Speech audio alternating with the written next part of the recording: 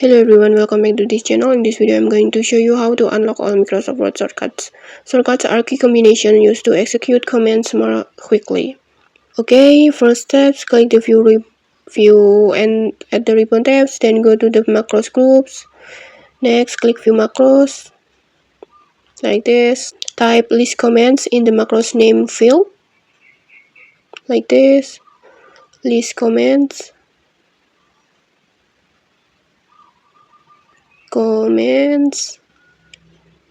And then select word commands in the macros in field, like this.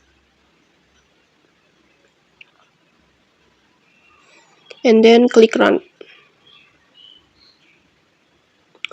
and then OK. And this is a complete list of shortcuts will automatically be displayed like this. With this complete list, you can use it to make your work in Microsoft Word easier. Alright, that's all for today. If you found this helpful, don't forget to like, comment, and subscribe for more tutorials. Thanks for watching. See you.